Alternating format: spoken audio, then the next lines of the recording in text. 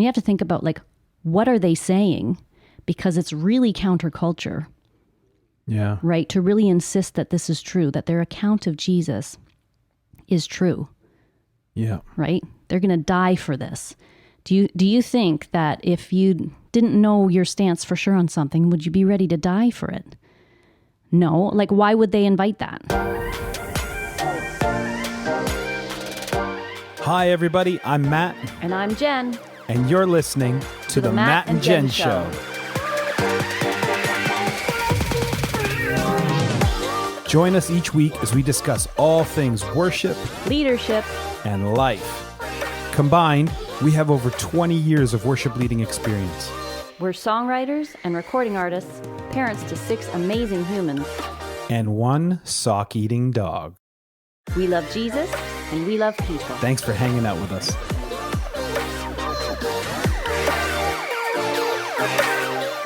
Hey everybody, welcome to episode number 13 of the Matt and Jen Show. For the past few episodes, Jen and I have been looking at evidence that creation happened because of an intelligent designer, and not just by chance. Maybe some of you are wondering what this has to do with worship. I mean, Jen and I are worship leaders, singers, songwriters. What does intelligent design and science have to do with all of that? Well, worship is about connecting with God. The word worship literally means to show reverence and adoration to God, the intelligent designer we've been talking about. There's a growing trend in the world to try and explain things without the need of God in our lives. And we don't agree with that. This week, part 3 in our 3-part mini-series, we'll be talking about the reliability of the Bible. This is important to talk about because the Bible reveals the character and nature of God to us.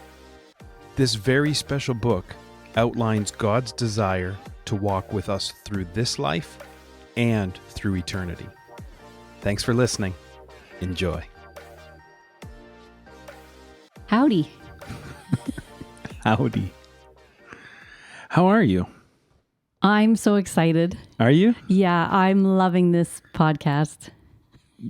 Like the prep for it, you've worked hard on this. Well, thank you. I really enjoy the whole process of it. And this is like the 3rd of 3. It's been a lot of hard work, but this is so exciting. Like, I love finding this stuff. Yeah. And I love sharing it with other people because then they can be super smart. And I love that. Just like you're super smart. Well, like I said, I just read other people's stuff. It's not that you say you're super smart. I say you're super smart. Well, that's very kind of you. So today we're talking about the historical and archaeological evidence that we have that we can trust the Bible. So the authority of the Bible. Right. Yeah, and we're not talking about it from the inside of the Bible because, like I said, that doesn't really make sense. Where it's like, the Bible says that it's inspired by God and you can trust it. So therefore I trust the Bible. That doesn't work for people on the outside. Yeah. So you have to show evidence from the outside of Scripture why you can trust it. It's like the Liberal government of Canada thinks that it's the best government of Canada. They suggest you give them a thumbs up. I'm going to give them a thumbs up. Yeah, no. Yeah, that's not what we're talking about. So I think to start off, because this is pretty in-depth what we're getting into in the sense of there's so much information about this. I've heard many times people talk about, it's nice that you believe in the Bible, but that's just a fairy tale. Right. And there's no real actual basis for it. Yeah. And then this comment, they haven't even proven that anything in the Bible ever happened. Right. Yeah. Hilarious. So buckle your seatbelts, kids. Yeah. Because today we're going to talk about the amazingness of the Bible and the evidence that we have now, not from the Bible. No. That will help us understand that the Bible is a pretty miraculous book. Yeah, for sure. Yeah, so tell us some of the things about the Bible itself. It was written over 1,500 years. From the time the first book was written to the end, the last book, was 1,500 years. Okay. It covers 40 generations. It had over 40 different authors, including kings, peasants, philosophers, fishermen, poets, statesmen, and scholars. For example, Moses, who most people would recognize, I think. Yeah. If you've ever seen the movie Prince of Egypt, that was that guy. Right. He was trained in the universities of Egypt. So highly educated. Highly educated. Mm-hmm. Peter who, if you've never heard of him, was one of Jesus's disciples. He was a fisherman. In the Old Testament, there's a book called Amos, and it was written by Amos, who was a herdsman, or basically a farmer or a tender of sheep and goats and cattle. Right. So wouldn't be university educated. No. Right. Joshua was a military general. Nehemiah was a cupbearer. This guy's job was to bring the king a cup of water. Yeah. Where's my cup of water? Nehemiah is the guy. He knows how to bring cups of different liquids. That's amazing. Yeah. Daniel was a prime minister. In fact, he was second in command of all of Babylon at one point. Luke, who wrote a couple of the books in the New Testament, the book of Luke and the book of Acts. Okay. He was a doctor. Mm-hmm. Solomon, who was the son of David, he was a king and actually known as the wisest man in the world. Yeah. The Bible was written in different places. So it was written in the wilderness. It was written in a dungeon. It was written on a hillside, in a prison, on an island. It was written in different continents. So 3 different continents, Asia, Africa, and Europe. It was written during wartime. It was written during peace. Like, this thing didn't come together because some person had an idea to sit down and write a book one day. No. It was written in 3 different languages, Hebrew, Aramaic, and Greek. And it's harmonic in its writing and continuity throughout, meaning from the first book to the end, all these people over all this time didn't know each other, and there is a common thread and continuity through the entire book. Mm-hmm. That even people nowadays who are writing books, one author, 200 pages, sometimes there's problems with continuity. Right, it's true. Right? So many storylines that you lose track of them. Yeah. This is unbelievable, actually. Yeah, impossible. Impossible. So F.F. Bruce was quoted as saying, "The writings themselves belong to a great variety of literary types. They include history, law, civil, criminal, ethical, ritual, sanitary law, religious poetry, didactic treatise, lyric poetry, parable and allegory, biography, personal correspondence, personal memoirs. For all that, the Bible is not simply an anthology. There is a unity which binds it all together. An anthology is compiled by an anthologist, but no anthologist compiled the Bible." Right. So given all of these differences, there should be an incredible amount of discrepancy in Scripture, and there's not. Right. So that's what we're about to discuss, and at least prove that it's worth considering. Right. At this point. So I have a quote from John Warwick Montgomery, who is a lawyer, professor, and theologian. He said to be skeptical of the resultant text of the New Testament books is to allow all of classical antiquity to slip into obscurity, for no documents of the ancient period are as well attested bibliographically as the New Testament. So meaning anything that's an ancient text you can't rely on, because the New Testament is the most well-documented book in antiquity. So if you're going to refute that and say it's not reliable, then you can't rely on any other book of that era. Which is funny, right? Because or at least I have heard people talk about the fact that the Bible is a fairy tale, but they'll believe other books. Yeah. They'll believe a book that was written about a person 200 years after the person. They'll believe things in that sense, but not the Bible. Yeah. Even though we have so much evidence. Yeah. Well, usually when somebody says the Bible is a fairy tale, the follow-up question to that is, tell me how. And usually they don't have an answer beyond that. Well, I heard it somewhere. Yeah. Oh, okay.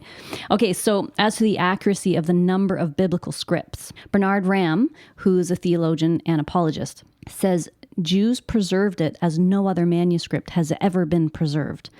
With their Masorah, the method of counting, they kept tabs on every letter, syllable, word, and paragraph.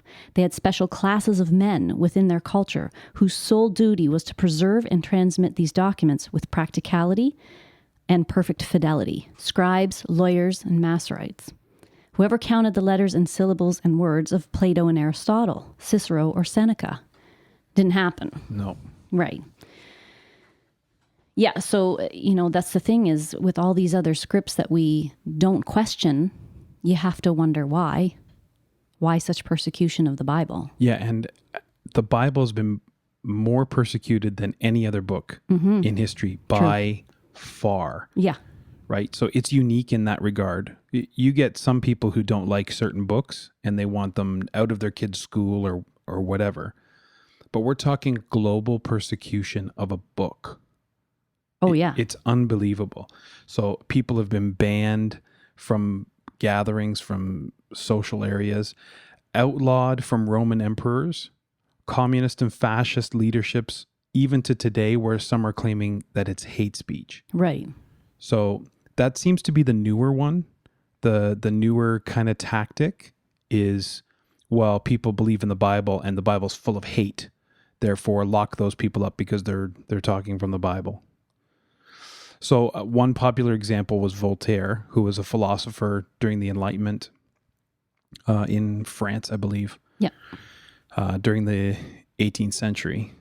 And he claimed during his time around 1778 that Christianity would be swept from existence 100 years from his time. So that would mean, the late 1800s, Christianity should be all but gone. And the little ironic thing that I found funny was 50 years later, after he said this, the Geneva Bible Society used his printing press in his house to print hundreds of Bibles for distribution. Wah, wah. Yeah, Poor Voltaire. I love little things in history like that, Yeah. where it's kind of like God saying, okay, you can say whatever you want. Yeah. And 50 years from now, we're going to print Bibles in your living room. Yeah. That's kind of a little Jesus wink. Okay, Voltaire. Gotcha. Right? So, to be able to look at the Bible as a transcript from antiquity, you kind of have to know how manuscripts are looked at to see how reliable they actually are. Yeah. So all manuscripts of antiquity have to go through this testing process in order for those who are looking at it to say, this is a reliable document. So there's 3 ways that historians test the validity of the historical reliability of a piece of literature. So the first one is biographical. And that means that the reliability lies in how many copies there are and how much time there was between the original and the manuscripts. Okay. The second one is internal evidence. So meaning that the author has the ability to tell the truth. And then the external evidence, number 3, is that there are other historical materials that confirm or deny the testimony of the document itself. So when you put those tests against the Bible, we're going to show you some of the things that come out from that. Cool. Which is super cool. So the first one was biographical.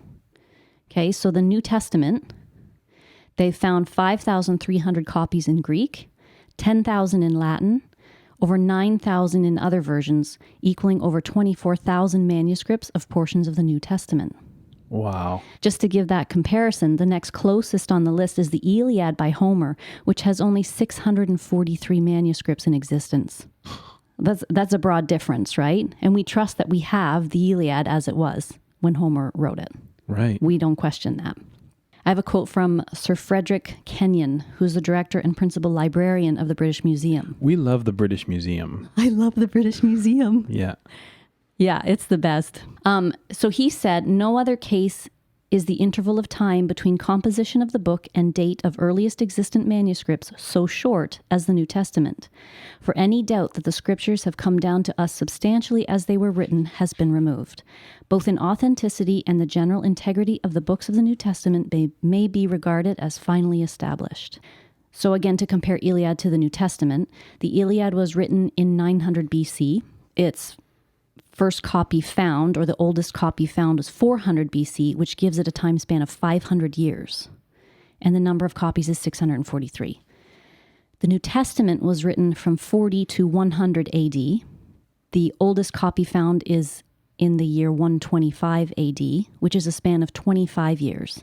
And the number of copies is over 24,000. So that's the New Testament. And then we have the Old Testament. And so the finding of the Dead Sea Scrolls was really significant because there were 40,000 inscribed fragments found in caves made into 500 books, reconstructed. And these are the fragments, maybe you're going to get into this, but these are the fragments that were found in the Qumran caves Yep.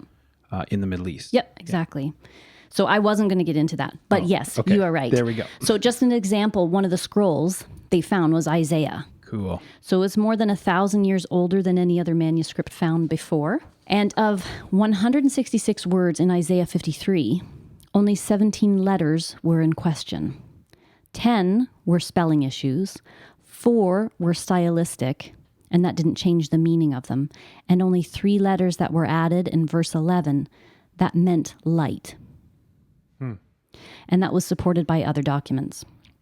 So in one chapter of 166 words, only 3 letters were in question after 1,000 years of transmission. That's pretty significant. Because sometimes you ask me to do something and I walk away and can't remember what you said. I know, but I still forgive you. That's okay. That's significant. I could forget too. But yeah, so that's the biographical. There's plenty of copies. There's very little time. So it's a very high rating that the New Testament has, the highest rating actually, for preserved manuscripts. So cool. Yeah, super cool. Okay, so now the internal evidence test, which is the author's ability to tell the truth. So that's based on the nearness geographically and chronologically to the events that are recorded. So the New Testament accounts were circulated within the lifetimes of those alive at the time of Jesus' life.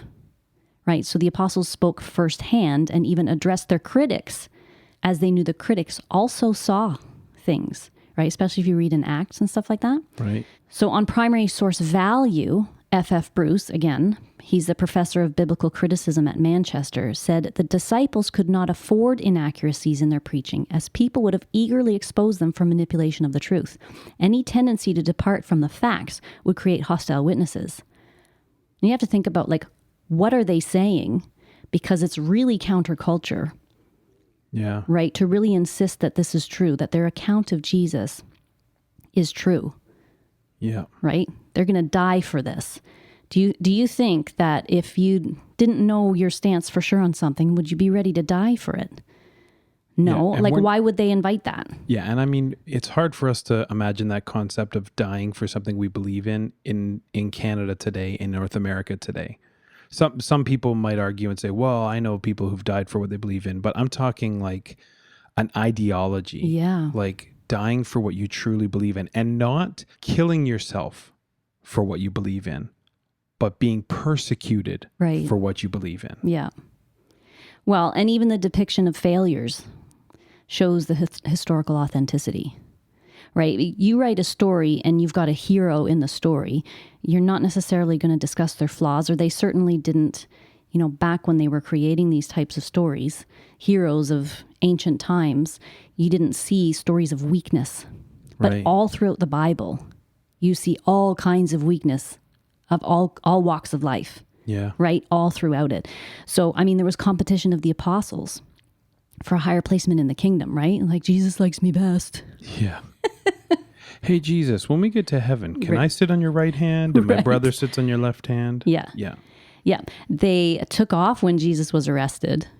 Yeah. Peter denied him, which, I mean, poor Peter, like, honestly, if I was there, I don't know what I would do. People get rough with Peter. Yeah. I don't know. Failure of Jesus to do miracles in Galilee. Why would they put that in a manuscript if you're trying to believe that this guy is the Son of God? He's the Son of God and he can't do miracles. He's not doing miracles. That doesn't work well for the storyline. No. His uncertainty of his mission, his bitterness and crying, that shows weakness, especially for a man. Yeah. Right? Why would they say that? So the quote from Will Durant, who's a historian in the studies of antiquity, says that a few simple men should in one generation have invented so powerful and appealing a personality, so lofty an ethic, and so inspiring a vision of human brotherhood would be a miracle. It just doesn't exist elsewhere. Right. Right? It's incredibly unique in its writing. So now there's the external evidence. This is the third way that they test historically whether this document is reliable. And so the external evidence is that other historical materials confirm or deny the testimony of the documents, meaning somebody from the outside wrote about this stuff too, not just from inside the Bible, right? Yeah. So there are articles of two of John's friends who confirmed his testimony.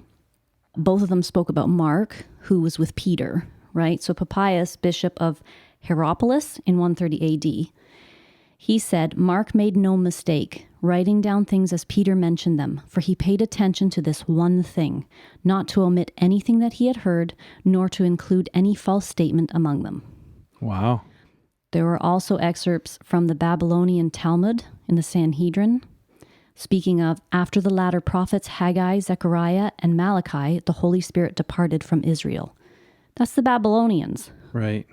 And then Manetho, in 3rd century BC, he was an Egyptian priest and historian, and he recorded the history of Egypt into Greek. So interestingly, when you look into Egyptology, they're like, there's no record of Moses. Right. Because let's face it, that's a shameful thing to them. So they erased him from where they could find him, although there were places that they missed. And this guy speaks of Moses in his writings, but he records Moses as an Egyptian who lived in the time of Akhenaten, and that the Exodus happened in the time of Ramesses, who's the succeeding king. So historians now look back at that and go, they know he's talking about Moses, even though he described him as an Egyptian. And then there was a philosopher in Syria in 73 AD. This is interesting. Mara bar Serapion remarked this, that Jesus was the wise king of the Jews, and observed that having him put to death was of no benefit to the Jews. And Flavius Josephus suggests that Jesus could be the Messiah in his own writings. This is a Roman talking about Jesus, the fairy tale guy. Somebody should have told the Romans and the Egyptians not to write about this guy. So this is what Flavius Josephus says. At that time, a wise man called Jesus, admirable in his conduct, was renowned for his virtue. Many Jews and other people were his disciples.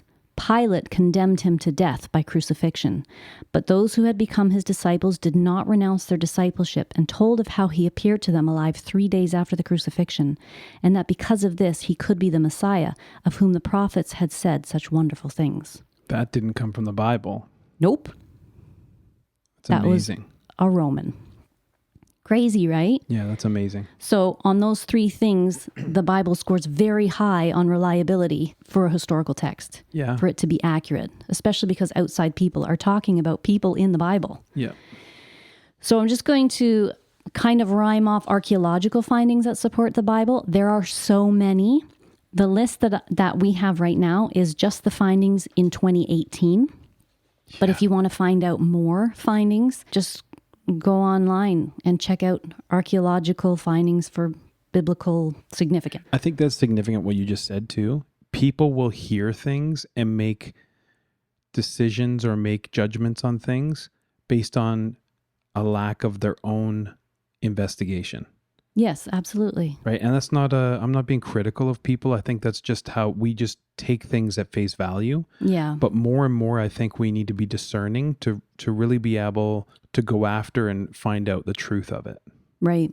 Go online and take a look for yourself. Yeah. I mean, especially for people that think that the Bible is just about stories that never existed. There's a whole lot of artifacts that are being dug up that you just can't ignore.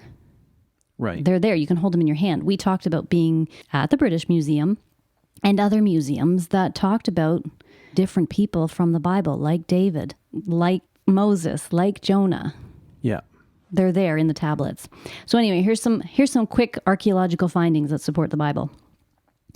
The pagan center at Hippo that was spoken about in Matthew 4:25. The Byzantine church mosaics that show the spread of Christianity through Galilee. Augustus temple altar at Caesarea. The temple is dedicated to Augustus Caesar, built by King Herod. Beneath the altar had 2 large halls and a staircase, just like the one at the Temple Mount in Jerusalem.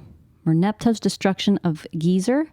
There's a clear account of the destruction of the Egyptian pharaoh Merneptah in 13th century BC to the Assyrian conquest in 8th century BC, which confirms inscriptions in a tablet in the Cairo Museum that says Gezer has been captured, Yeno-em is made non-existent, Israel is laid waste, and his seed is not. Another destruction that corresponds to the biblical account of the Pharaoh who gave his daughter to Solomon for a wife is found in 1 Kings 9:16. That's so cool. Right? This is so cool. That's why I love this stuff. The city of David, the oldest area of Jerusalem, they found seals of clay from King Hezekiah. Another seal of 2 connecting kings of the northern kingdom thought to be Ahab and Menachem. And evidence of refugees from the northern kingdom of Israel to places of power in the southern kingdom of Judea, which you can find in the Bible. Yep. There was copper that was dated to the time of David and Solomon that showed a 10th century BC centralized authority in Jerusalem, which you can see in the Bible. I have so many more. I'm trying to go down the list and pick which ones are the best ones. But there's so many. Esarhaddon, who was an Assyrian king, there were inscriptions found at the shrine of Jonah in Mosul, Iraq, that found remains of this Assyrian king, which is referenced in 1 Kings 19, 36 and 37, and in Isaiah 37, 38. I love this one. So you know how the Egyptians are like, we didn't have Jewish slaves here. Yeah. The Jewish slaves didn't build the pyramids. They were willing workers. There's no evidence of the Jewish culture around here. Oh, well, they found the Semitic alphabet inscripted in limestone in a tomb along the Nile in Luxor. So the alphabet was in ABC order, and the tomb dates back to 1450 BC, which is the time of Moses. Wow. Hello. Today, for us to find a different culture's alphabet written on a wall somewhere is not a big deal. But it's not as big a deal because we're quickly becoming a global village, right? Like with the advent of the internet and things speeding along like that, to have people from different cultures in your land, it's like, okay, that like Toronto is one of the most multicultural cities in the world. Yeah. So to find something inscribed now, whatever. Which we would call graffiti. Right. Now, but my comment about that shouldn't be, I was talking about back then.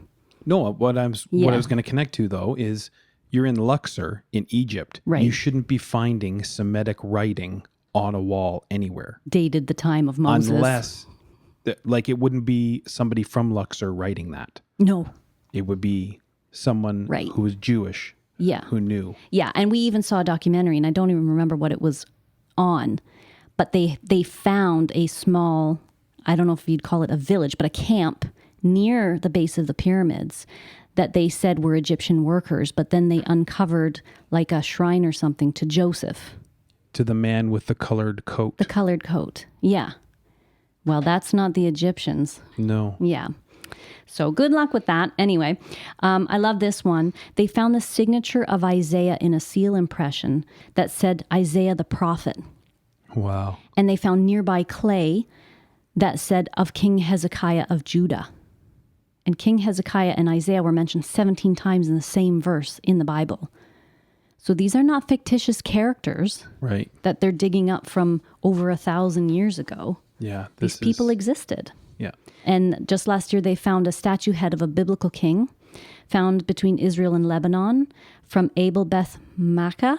I hope I'm saying that right. Dated the 9th century BC. They're not sure whether it's the northern king Ahab or Jehu, or King Hazael of Damascus, or the king of Tyre, Jezebel's father. Wow. Again, to reiterate, these are just things that have been found in 2018. Yeah, that's just this last year. And only a portion. I didn't write them all down. Yeah, and only a portion of them. And then there's, 2017, 2016, 2015. Yes. Right? Like. Yeah. Well, and many years ago, they said that the account of Jericho couldn't be true because in all sites, whenever city walls fell, they fell inward. And the account of Jericho is that the walls fell outward. Which would make sense falling inward. You and I were talking about this yesterday, because if an army was pressing in on a city and pushing and pushing and pushing, and there was, what's the siege? They were laying siege to the city. Mm-hmm. You would expect the walls to be pushed in, right? Like we're trying to get into the city. If you look at the biblical account and how God destroyed the walls of the city, they didn't push in. Right. They just walked around and blew some trumpets. Right. Which would look ridiculous, wouldn't it? Right. But that's what they gave that as evidence that the Bible wasn't reliable, because there's no way walls could fall outward, because they never do. In any dig they've ever done, that never happens. And then they found Jericho, and the walls had fallen outward. Yeah. Oops. Right. And then they said that the Hittites never existed until they found the Hittites. So, Found you. It's not that they didn't exist. It's that they were the world's best hide and seekers. Oh, Yeah. Everybody's got to have a legacy. Hittites, champions of hide and seek. Go Hittites. Okay, so those are just the historical and archaeological reasons to at least look into the Bible as something reliable. If experts are doing it and at such a high rating, you owe it to yourself to check into it too. Yeah. Right? So just some quick things that might help even for today. So in the medical professions, we've made a lot of gains in the last 100 years in medicine. And it's interesting, I mentioned something last time about washing your hands in running water and the deaths of babies. So I found the actual document. In 1845 in Vienna, there was a terrible death rate of women and babies dying in hospital. So remember how babies used to be born at home? It started becoming more popular to birth in hospitals, but what was happening was doctors were dealing with cadavers and people who were diseased and dying and going from that person over to birth a baby without washing their hands. Ooh. Right? So the death rate was 30% of babies. Wow. So the doctor overseeing this noticed this issue and thought, I wonder if it'll make a difference if we wash our hands in between these patients. And the death rate immediately dropped to 2%.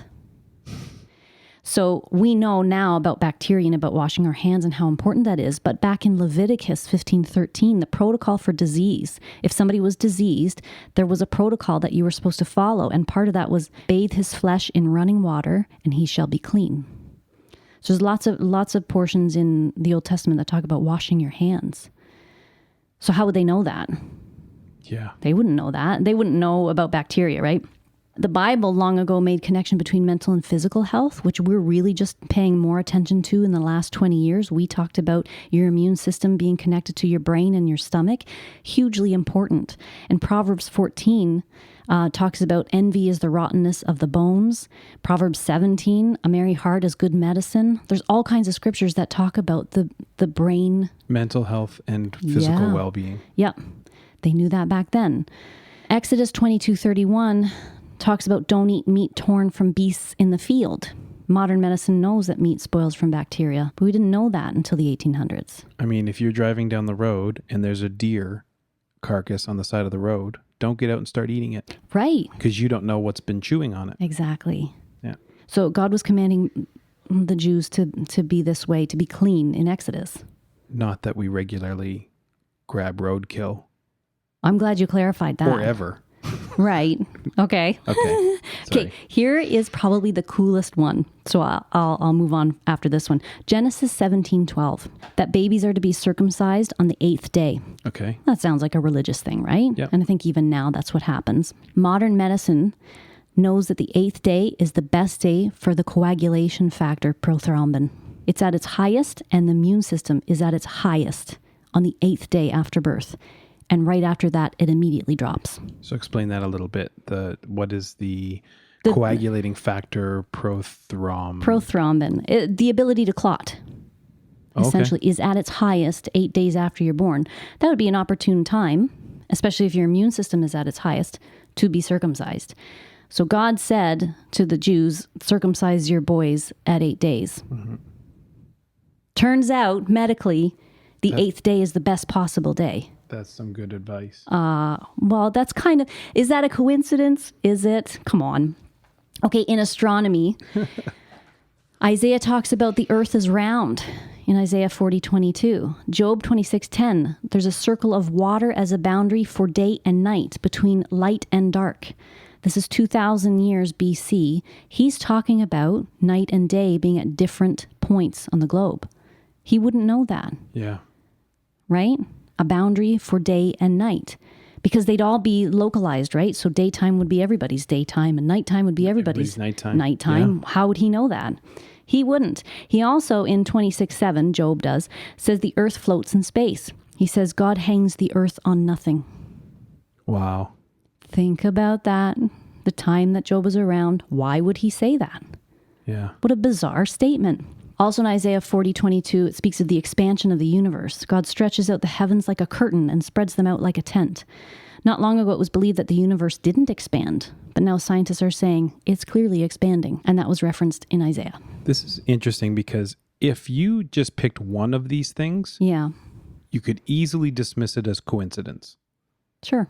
I think. Yeah, But we've just mentioned 20 easily. different things, and we're severely limiting the list that we can pick from. Oh, we can only do so much. Yeah. I like Genesis 32. Stars are uncountable like the sands of the sea. Yeah, like that seems like a reasonable thing to say, right? Like, I can't count all these things. But then for a very long time, scientists said, oh, no, these are limited and countable. We'll count them for you. Yeah.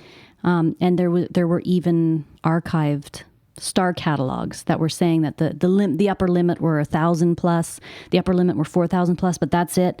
And now with current technology, the universe is expanding. It's uncountable. We can't count it all. Yeah. As Scientists are saying that. on a clear night away from a city in a really dark area, with just your eyes, you can count around 4,000 stars just because of the horizon and Right. in your field of view. I mean, scientists are now taking a look and estimating trillions upon trillions of stars, Right. right? Like more stars than there are sands on the earth. Right. Amazing. Imagine that. Imagine that. And I think sometimes we get a little technologically arrogant. Yeah. Well, we know that there's that now. Mm-hmm. Yeah, they knew that then too. But the first book of the Bible, and the reason they knew it was because God's not dumb.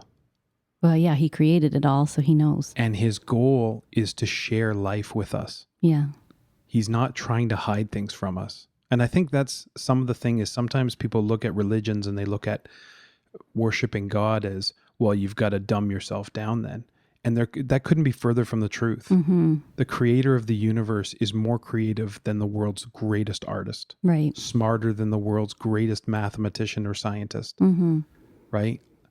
To partner with him means to partner with unlimited knowledge and understanding. Absolutely. You And just love. And love. And you just have to be willing to walk with him. Yeah. So I think the point in these 3 podcasts was basically to sort of open your mind to there are logical considerations to be made for the ways that we were taught and the things that we think we know and the possibility of these things being accurate in a logical way. It's up to you to go beyond the logical to search things out, to come to the point of faith. So hopefully these 3 podcasts are helpful in that aspect so that you can be brave and check this stuff out for yourself. Yeah. That's what my hope is. And ultimately, our desire is that people would connect with God, Yeah.